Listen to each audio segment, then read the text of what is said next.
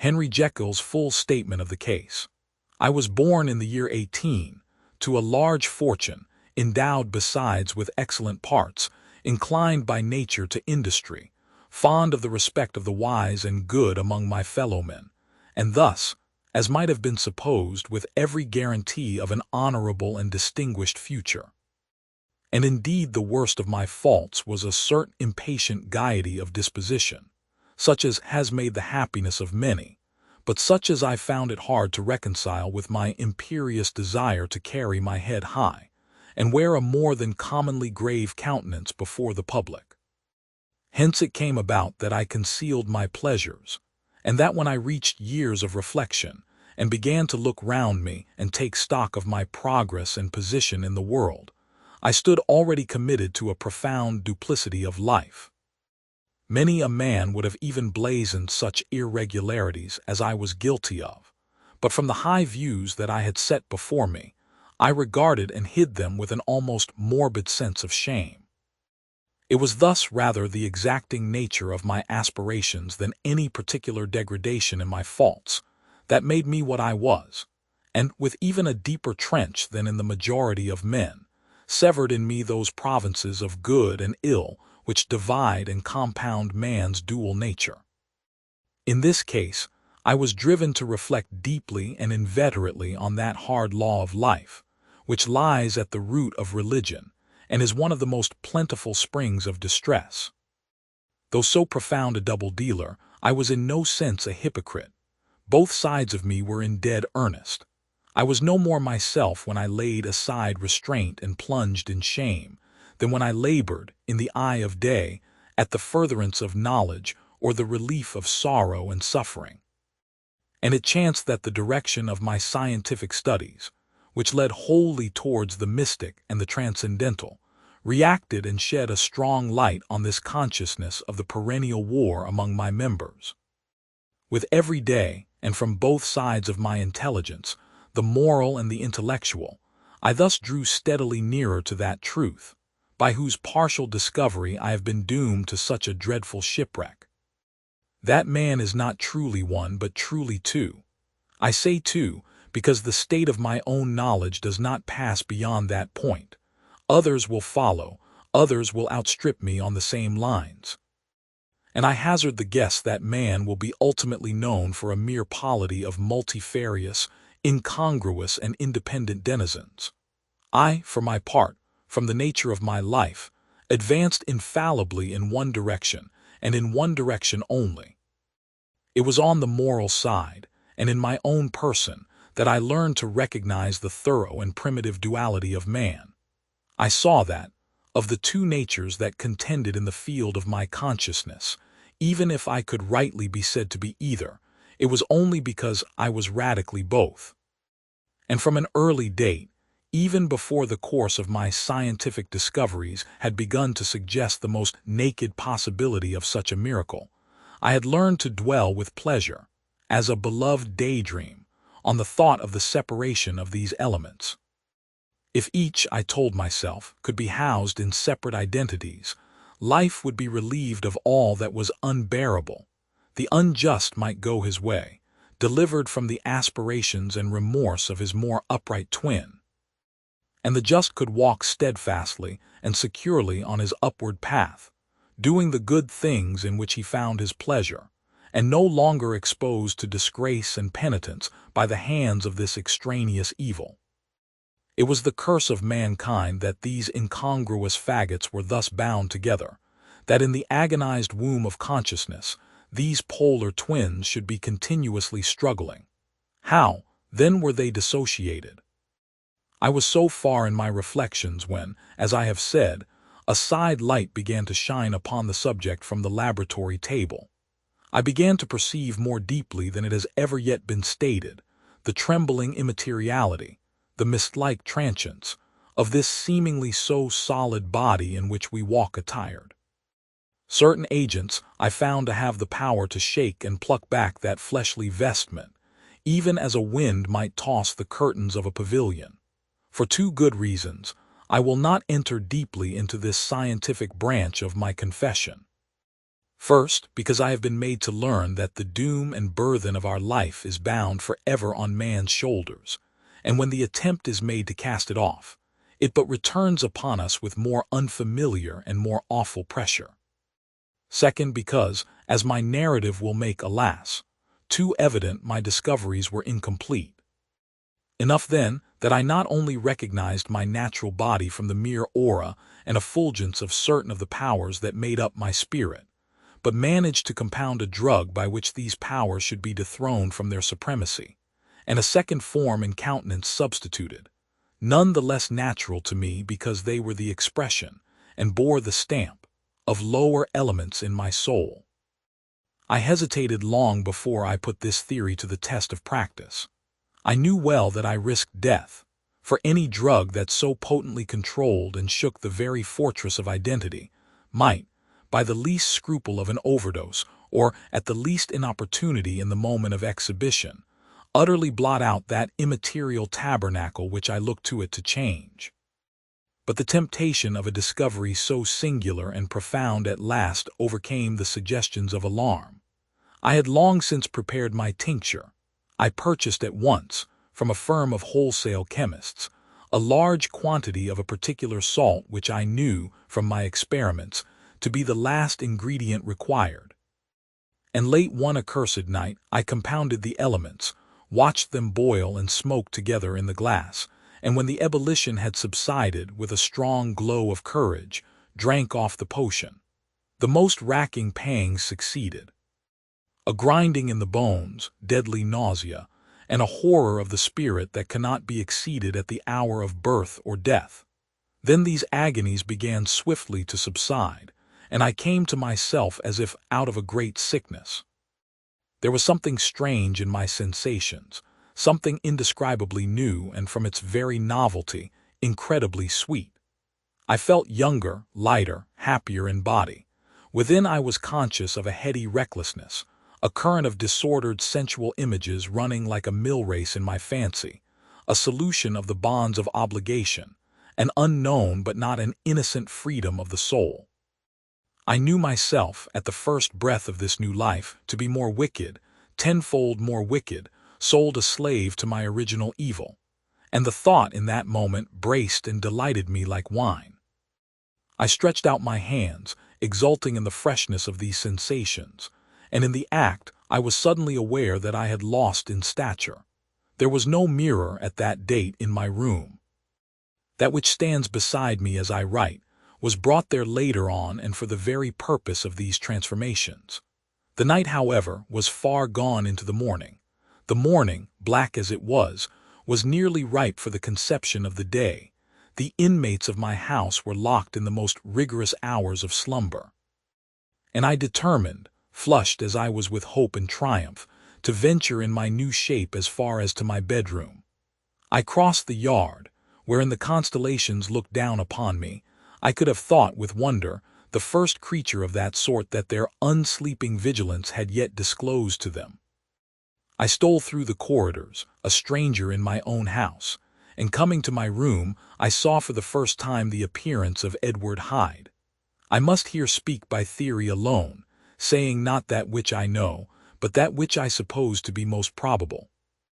The evil side of my nature, to which I had now transferred the stamping efficacy, was less robust and less developed than the good which I had just deposed. Again, in the course of my life, which had been, after all, 9/10 a life of effort, virtue, and control, it had been much less exercised and much less exhausted. And hence, as I think, it came about that Edward Hyde was so much smaller, slighter, and younger than Henry Jekyll.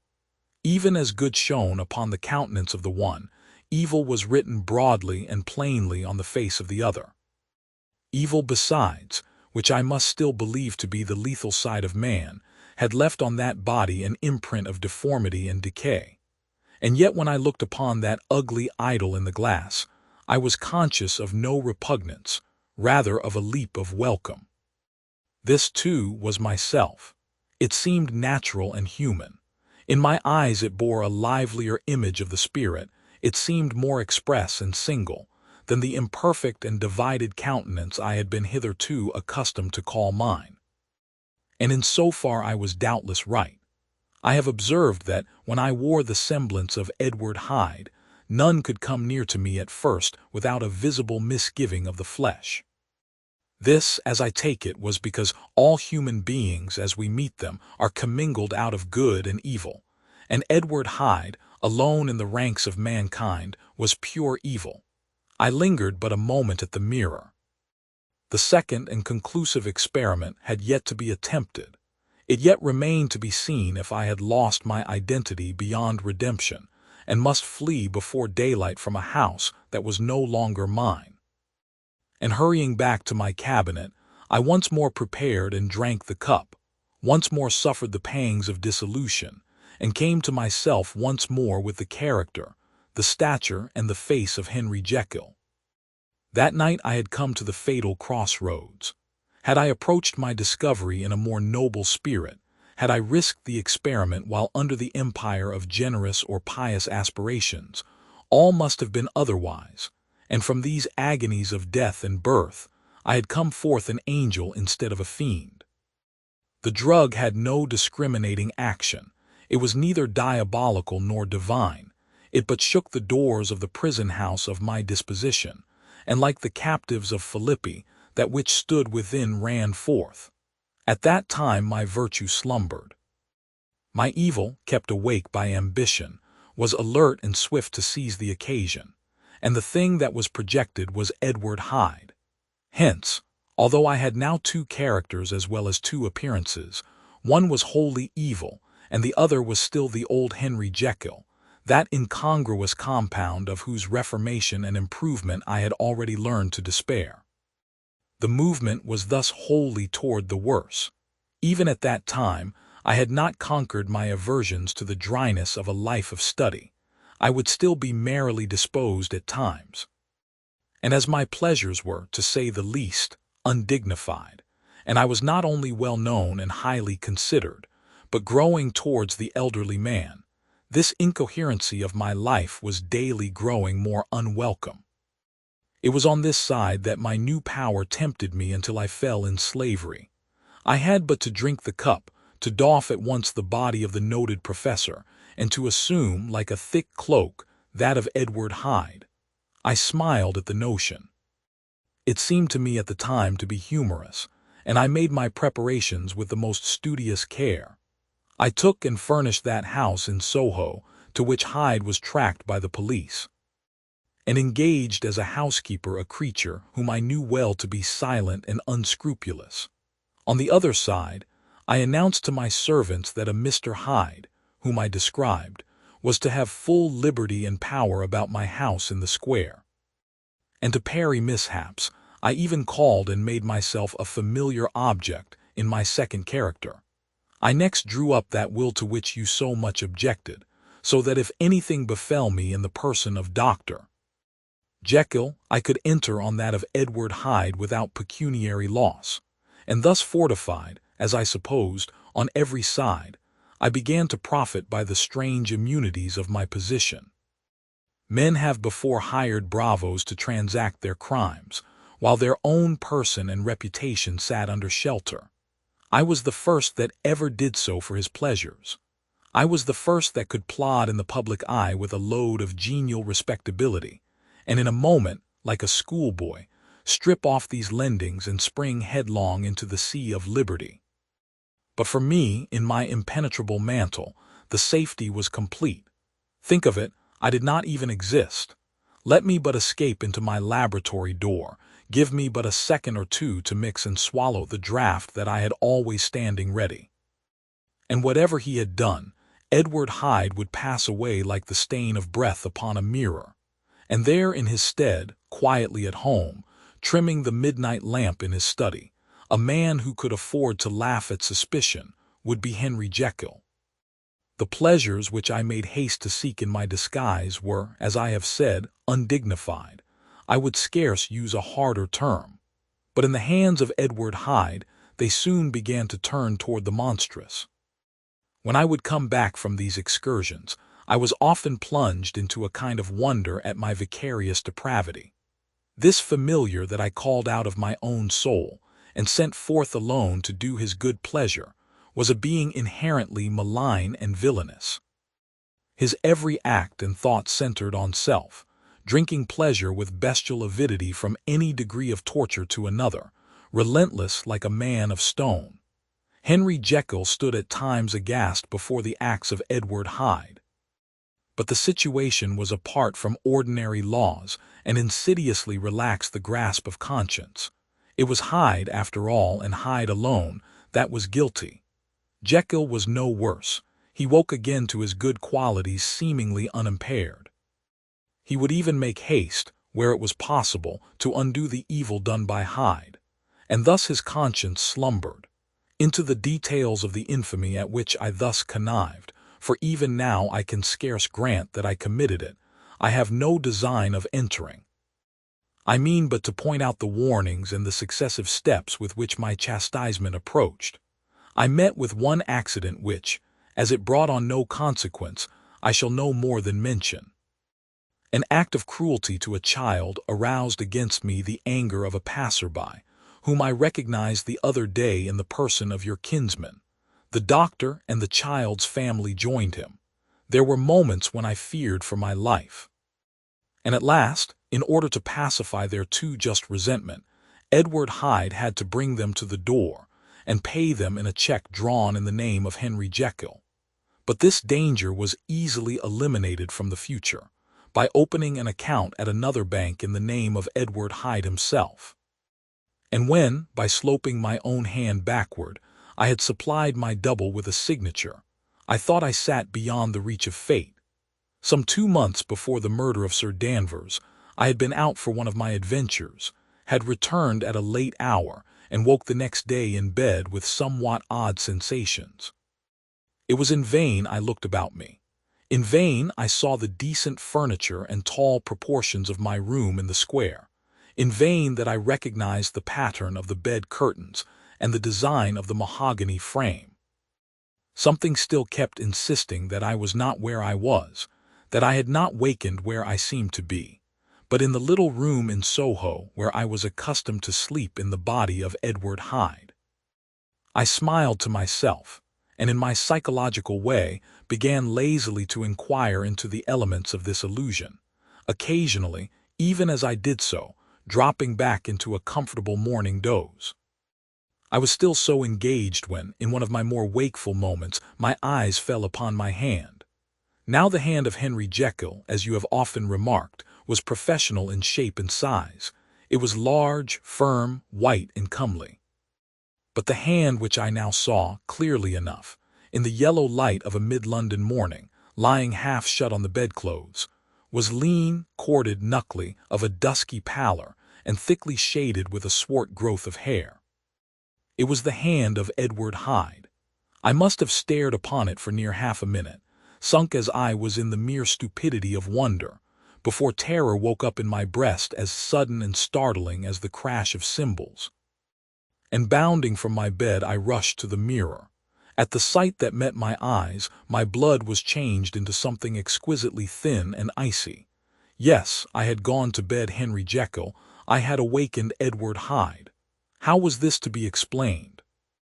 I asked myself, and then with another bound of terror, how was it to be remedied? It was well on in the morning, the servants were up, all my drugs were in the cabinet. A long journey down 2 pairs of stairs, through the back passage, across the open court, and through the anatomical theater from where I was then standing horror-struck. It might indeed be possible to cover my face, but of what use was that, when I was unable to conceal the alteration in my stature? And then with an overpowering sweetness of relief, it came back upon my mind that the servants were already used to the coming and going of my second self. I had soon dressed, as well as I was able in clothes of my own size, had soon passed through the house, where Bradshaw stared and drew back at seeing Mr. Hyde at such an hour and in such a strange array, and 10 minutes later Dr. Jekyll had returned to his own shape and was sitting down with a darkened brow to make a feint of breakfasting. Small indeed was my appetite. This inexplicable incident, this reversal of my previous experience, seemed, like the Babylonian finger on the wall, to be spelling out the letters of my judgment. And I began to reflect more seriously than ever before on the issues and possibilities of my double existence. That part of me which I had the power of projecting had lately been much exercised and nourished. It had seemed to me of late as though the body of Edward Hyde had grown in stature, as though, when I wore that form, I were conscious of a more generous tide of blood, and I began to spy a danger that, if this were much prolonged, the balance of my nature might be permanently overthrown, the power of voluntary change be forfeited, and the character of Edward Hyde become irrevocably mine. The power of the drug had not been always equally displayed. Once, very early in my career, it had totally failed me. Since then I had been obliged on more than one occasion to double, and once, with infinite risk of death, to treble the amount. And these rare uncertainties had cast hitherto the sole shadow on my contentment. Now, however, and in the light of that morning's accident, I was led to remark that whereas, in the beginning, the difficulty had been to throw off the body of Jekyll, it had of late gradually but decidedly transferred itself to the other side. All things therefore seemed to point to this, that I was slowly losing hold of my original and better self, and becoming slowly incorporated with my second and worse. Between these two, I now felt I had to choose. My two natures had memory in common, but all other faculties were most unequally shared between them. Jekyll, who was composite, now with the most sensitive apprehensions, now with a greedy gusto, projected and shared in the pleasures and adventures of Hyde. But Hyde was indifferent to Jekyll, or but remembered him as the mountain bandit remembers the cavern in which he conceals himself from pursuit. Jekyll had more than a father's interest. Hyde had more than a son's indifference. To cast in my lot with Jekyll was to die to those appetites which I had long secretly indulged and had of late begun to pamper. To cast it in with Hyde was to die to 1,000 interests and aspirations, and to become, at a blow and forever, despised and friendless. The bargain might appear unequal, but there was still another consideration in the scales, for while Jekyll would suffer smartingly in the fires of abstinence, Hyde would be not even conscious of all that he had lost. Strange as my circumstances were, the terms of this debate are as old and commonplace as man. Much the same inducements and alarms cast the die for any tempted and trembling sinner. And it fell out with me, as it falls with so vast a majority of my fellows, that I chose the better part and was found wanting in the strength to keep to it. Yes, I preferred the elderly and discontented doctor, surrounded by friends and cherishing honest hopes, and bade a resolute farewell to the liberty, the comparative youth, the light step, leaping impulses and secret pleasures that I had enjoyed in the disguise of Hyde. I made this choice perhaps with some unconscious reservation, for I neither gave up the house in Soho, nor destroyed the clothes of Edward Hyde, which still lay ready in my cabinet. For 2 months, however, I was true to my determination. For 2 months, I led a life of such severity as I had never before attained to, and enjoyed the compensations of an approving conscience. But time began at last to obliterate the freshness of my alarm. The praises of conscience began to grow into a thing of course.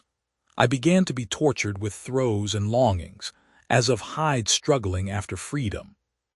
And at last, in an hour of moral weakness, I once again compounded and swallowed the transforming draught.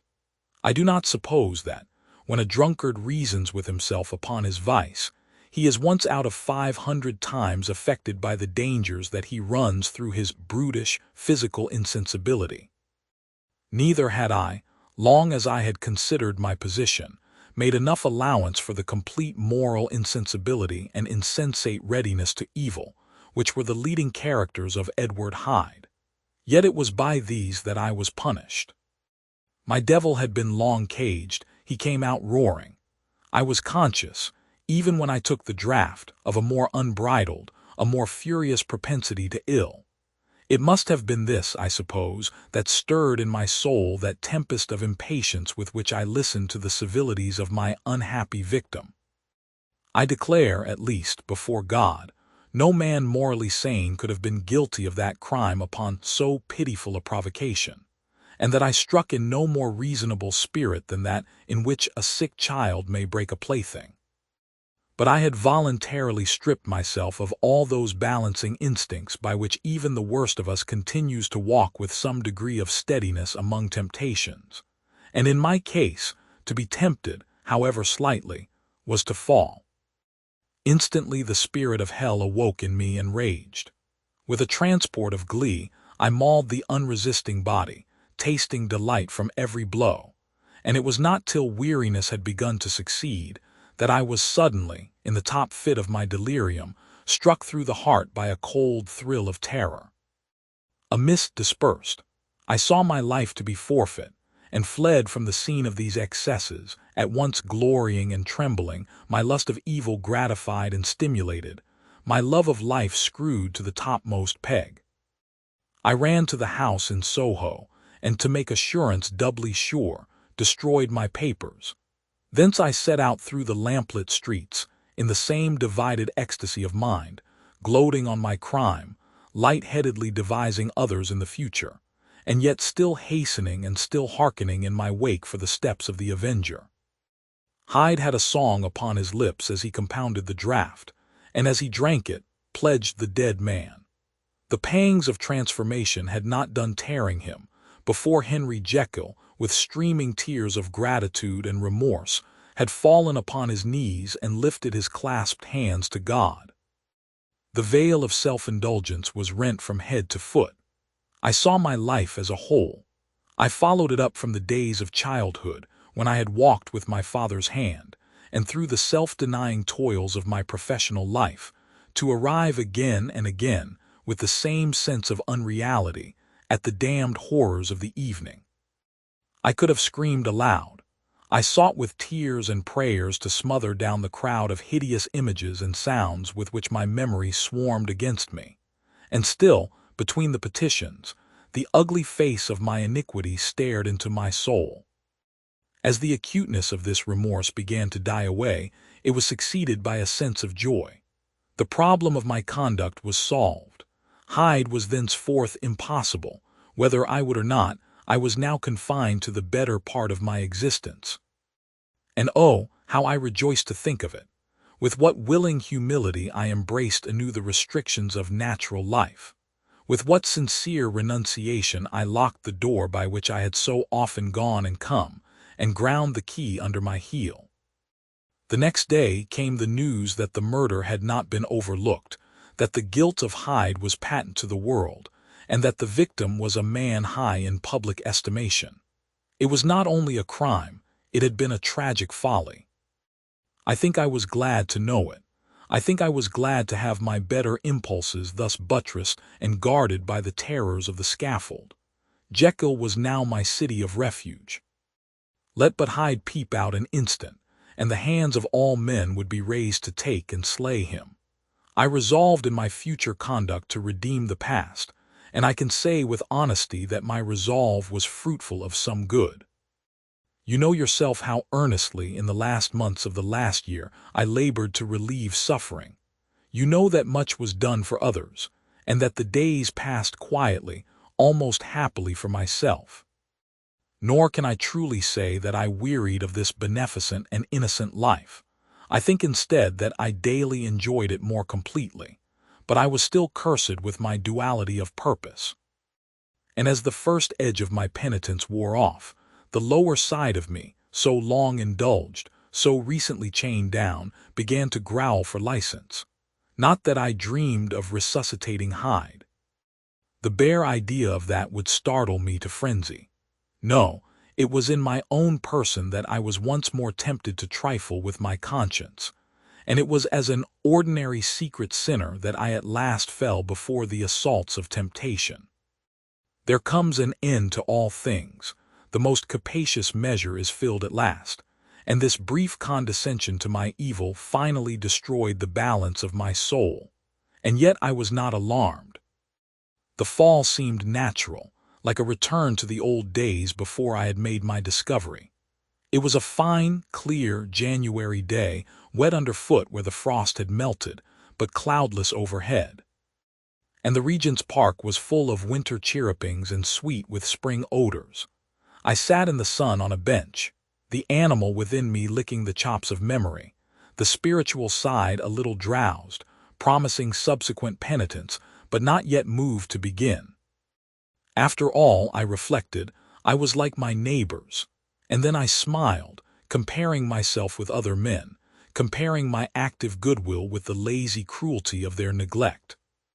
And at the very moment of that vainglorious thought, a qualm came over me, a horrid nausea and the most deadly shuddering. These passed away and left me faint. And then, as in its turn faintness subsided, I began to be aware of a change in the temper of my thoughts, a greater boldness, a contempt of danger, a solution of the bonds of obligation. I looked down. My clothes hung formlessly on my shrunken limbs. The hand that lay on my knee was corded and hairy. I was once more Edward Hyde. A moment before I had been safe of all men's respect, wealthy, beloved, the cloth laying for me in the dining room at home. And now I was the common quarry of mankind, hunted, houseless, a known murderer, thrall to the gallows. My reason wavered, but it did not fail me utterly. I have more than once observed that in my second character, my faculties seemed sharpened to a point, and my spirits more tensely elastic. Thus it came about that, where Jekyll perhaps might have succumbed, Hyde rose to the importance of the moment. My drugs were in one of the presses of my cabinet. How was I to reach them? That was the problem that, crushing my temples in my hands, I set myself to solve. The laboratory door I had closed. If I sought to enter by the house, my own servants would consign me to the gallows. I saw I must employ another hand and thought of Lanyon. How was he to be reached? How persuaded? Supposing that I escaped capture in the streets, how was I to make my way into his presence? And how should I, an unknown and displeasing visitor, prevail on the famous physician to rifle the study of his colleague, Dr. Jekyll? Then I remembered that of my original character. One part remained to me. I could write my own hand. And once I had conceived that kindling spark, the way that I must follow became lighted up from end to end. Thereupon, I arranged my clothes as best I could, and summoning a passing hansom, drove to an hotel in Portland Street, the name of which I chanced to remember. At my appearance, which was indeed comical enough, however tragic a fate these garments covered, the driver could not conceal his mirth. I gnashed my teeth upon him with a gust of devilish fury. And the smile withered from his face, happily for him, yet more happily for myself, for in another instant I had certainly dragged him from his perch. At the inn, as I entered, I looked about me with so black a countenance as made the attendants tremble. Not a look did they exchange in my presence, but obsequiously took my orders, led me to a private room, and brought me wherewithal to write. Hyde in danger of his life was a creature new to me. Shaken with inordinate anger, strung to the pitch of murder, lusting to inflict pain. Yet the creature was astute, mastered his fury with a great effort of the will, composed his two important letters, one to Lanyon and one to Poole, and that he might receive actual evidence of their being posted, sent them out with directions that they should be registered. Thenceforward, he sat all day over the fire in the private room, gnawing his nails. There he dined, sitting alone with his fears, the waiter visibly quailing before his eye. And thence, when the night was fully come, he set forth in the corner of a closed cab, and was driven to and fro about the streets of the city. He, I cannot say, that child of hell had nothing human, nothing lived in him but fear and hatred. And when at last, thinking the driver had begun to grow suspicious, he discharged the cab and ventured on foot, attired in his misfitting clothes, an object marked out for observation, into the midst of the nocturnal passengers, these two base passions raged within him like a tempest. He walked fast, hunted by his fears, chattering to himself, skulking through the less frequented thoroughfares, counting the minutes that still divided him from midnight. Once a woman spoke to him, offering, I think, a box of lights. He smote her in the face, and she fled. When I came to myself at Lanyon's, the horror of my old friend perhaps affected me somewhat. I do not know. It was at least but a drop in the sea to the abhorrence with which I looked back upon these hours. A change had come over me. It was no longer the fear of the gallows. It was the horror of being Hyde that racked me. I received Lanyon's condemnation partly in a dream. It was partly in a dream that I came home to my own house and got into bed. I slept after the prostration of the day, with a stringent and profound slumber which not even the nightmares that wrung me could avail to break. I awoke in the morning shaken, weakened, but refreshed. I still hated and feared the thought of the brute that slept within me, and I had not of course forgotten the appalling dangers of the day before. But I was once more at home, in my own house and close to my drugs, and gratitude for my escape shone so strong in my soul that it almost rivaled the brightness of hope. I was stepping leisurely across the court after breakfast, drinking the chill of the air with pleasure, when I was seized again with those indescribable sensations that heralded the change. And I had but the time to gain the shelter of my cabinet before I was once again raging and freezing with the passions of Hyde. It took on this occasion a double dose to recall me to myself, and alas! 6 hours after, as I sat looking sadly in the fire, the pangs returned, and the drug had to be re-administered. In short, from that day forth it seemed only by a great effort as of gymnastics, and only under the immediate stimulation of the drug, that I was able to wear the countenance of Jekyll. At all hours of the day and night, I would be taken with the premonitory shudder. Above all, if I slept, or even dozed for a moment in my chair, it was always as Hyde that I awakened. Under the strain of this continually impending doom, and by the sleeplessness to which I now condemned myself, even beyond what I had thought possible to man, I became, in my own person, a creature eaten up and emptied by fever, languidly weak both in body and mind, and solely occupied by one thought: the horror of my other self. But when I slept, or when the virtue of the medicine wore off, I would leap almost without transition, for the pangs of transformation grew daily less marked, into the possession of a fancy brimming with images of terror, a soul boiling with causeless hatreds, and a body that seemed not strong enough to contain the raging energies of life. The powers of Hyde seemed to have grown with the sickliness of Jekyll, and certainly the hate that now divided them was equal on each side. With Jekyll, it was a thing of vital instinct. He had now seen the full deformity of that creature that shared with him some of the phenomena of consciousness, and was co-heir with him to death. And beyond these links of community, which in themselves made the most poignant part of his distress, he thought of Hyde, for all his energy of life, as of something not only hellish but inorganic. This was the shocking thing, that the slime of the pit seemed to utter cries and voices, that the amorphous dust gesticulated and sinned, that what was dead and had no shape should usurp the offices of life. And this again, that insurgent horror was knit to him closer than a wife, closer than an eye, lay caged in his flesh, where he heard it mutter and felt it struggle to be born. And at every hour of weakness, and in the confidence of slumber, prevailed against him, and deposed him out of life. The hatred of Hyde for Jekyll was of a different order. His terror of the gallows drove him continually to commit temporary suicide, and return to his subordinate station of a part instead of a person.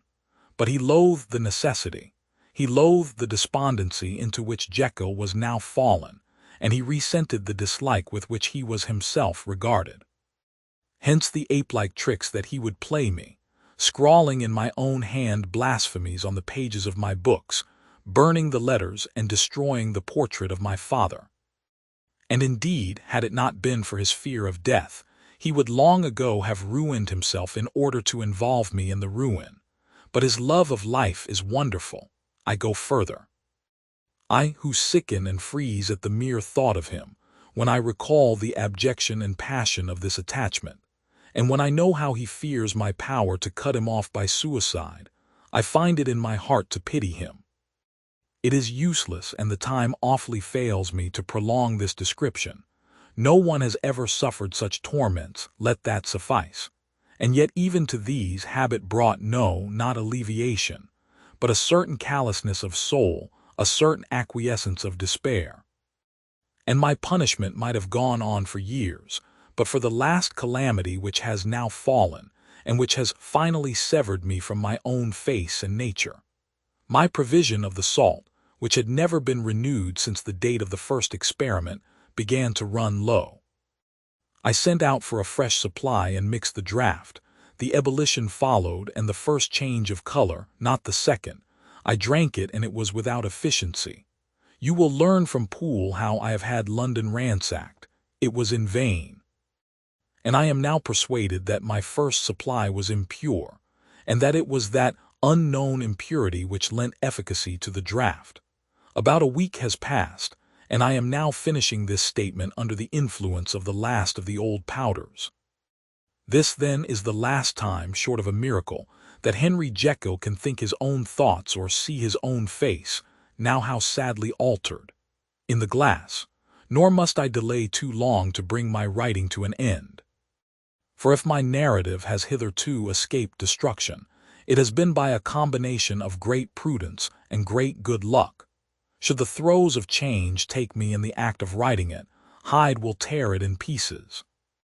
But if some time shall have elapsed after I have laid it by, his wonderful selfishness and circumscription to the moment will probably save it once again from the action of his ape-like spite.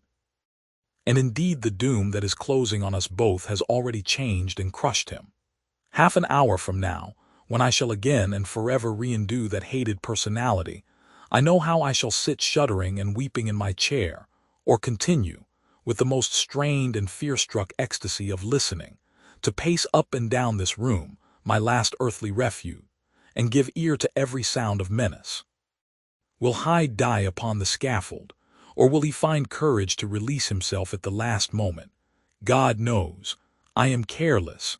This is my true hour of death, and what is to follow concerns another than myself. Here, then, as I lay down the pen and proceed to seal up my confession, I bring the life of that unhappy Henry Jekyll to an end.